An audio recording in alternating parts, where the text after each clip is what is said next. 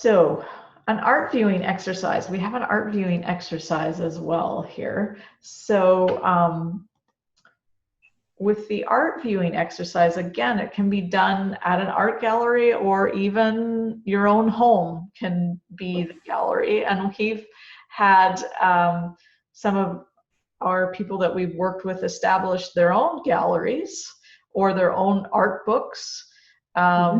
Different ways in which they collect and display what they've created. And they're often very, very proud of what they've done and quite happy to share it with anyone and everyone in their life. Well, so if the grandkids are visiting or a friend comes over or other family members, then they're quite happy to do some show and tell with that. So when we're looking at art, there's three open-ended questions that we tend to ask, and I'll take you through the exercise, and then we'll review the questions afterwards, and you might be able to pick up what they were. So to do this, we're going to look at a lady named Karen and some of her artwork.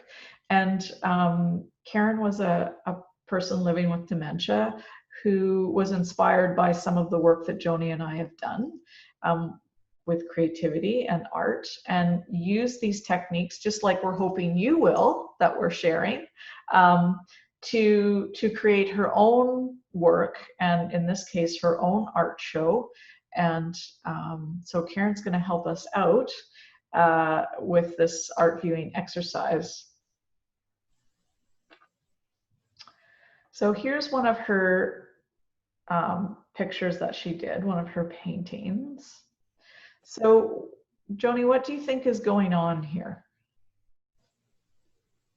Well, to me, it looks like an experimentation with paint and boundaries and colors. Yeah, I mean, I can see that. It looks like, because it's very colorful. It looks like she's, tried different things, and it's an interesting abstract kind of piece, which is a nice piece kind of to experiment with, right? Yeah, there's different textures within like the different brush strokes. Right. Like the red that's right in the middle there seems to have like these longer strokes, and then the green that's just above it seems to have these little, I don't know if you call it like little dabbed marks on them, or they're almost like little, it looks like little waves to me. Yeah.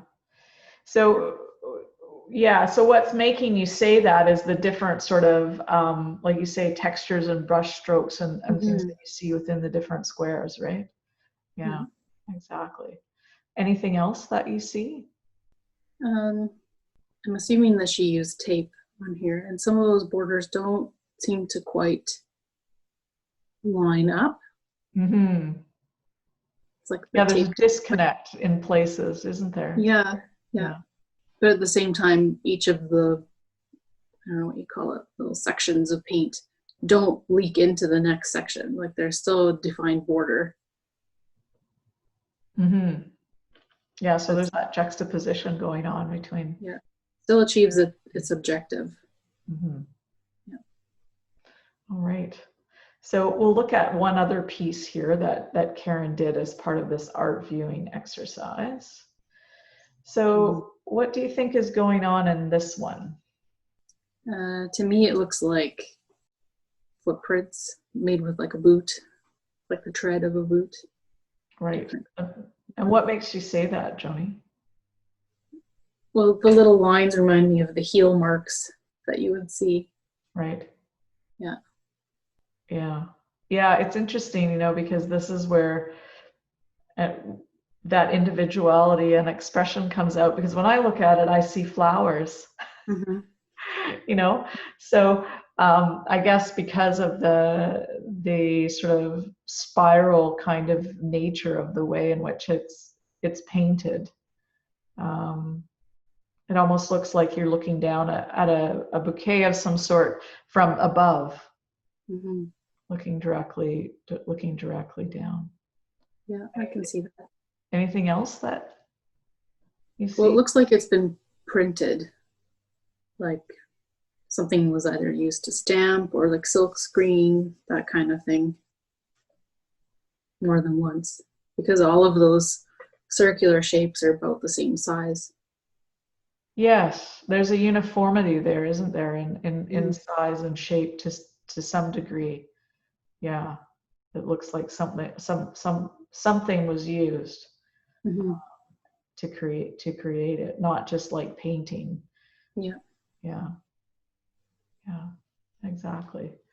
Very interesting. But this is the fun of it, isn't it? When we look at it Yeah. and we ask these questions, something different comes out for everyone. And that's part of the fun of it. So again, you never know what you're going to get. So with the viewing exercise, you may or may not have caught the questions, but they're essentially these three open-ended questions, and that is what's going on in the picture, what is it that you see that makes you think that or say that, and what else is there? What else are you finding or seeing within the picture? So these are just sort of simple things. You can do it with one piece. You can do it with a couple. It would really depend on um, the individual and the time and the attention span and how engaged they might be with this process. But it can be a really fun and quite simple one to do Mm-hmm. with people.